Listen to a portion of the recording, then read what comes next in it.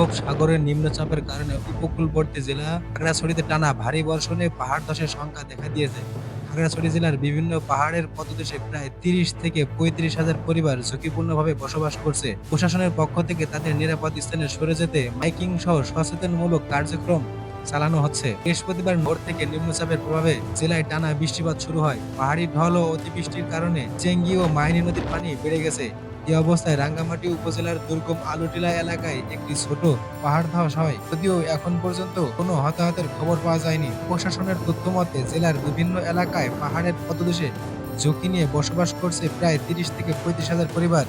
এর মধ্যে শুধু পৌর এলাকায় ৩০টি স্থানে বসবাস করছে প্রায় ৩,৫০০ পরিবার। বেআইনিভাবে পাহাড় কেটে কিংবা পদদেশ পদদেশে ঘর তুলে এইভাবে মূলত প্রান্তিক জনগোষ্ঠীর মানুষ বসবাস করছেন। বর্ষা এলে বাড়ে তাদের আতঙ্ক। পৌরসভার শালবন, কদমতলী, কুমিল্লা টিলা, মোল্লাপাড়া, কলাবাগান, নেন্সি বাজার, কৈবল্যপীঠ ও সবুজবাগ এলাকায় বহু পরিবার ঝুঁকিপূর্ণ বসবাস করছে।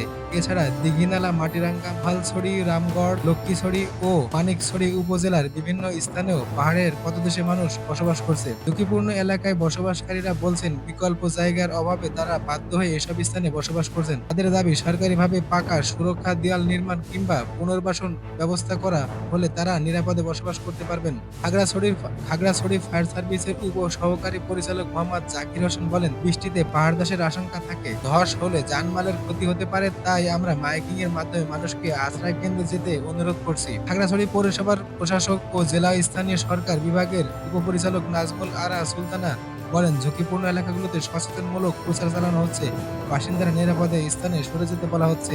গত ২ দিনের বৃহস্পতিবার থেকে নামা টানা বর্ষণের ফলে আজকে খাগড়াছড়ির বিভিন্ন এলাকা প্রায় তলিয়ে গেছে। অনেক বসতি বাড়ির ভিতরেও পানি ঢুকে পড়ে। এছাড়া স্থানীয় কয়েকটি জায়গায় নদী ভাঙনের কবলিত হয়।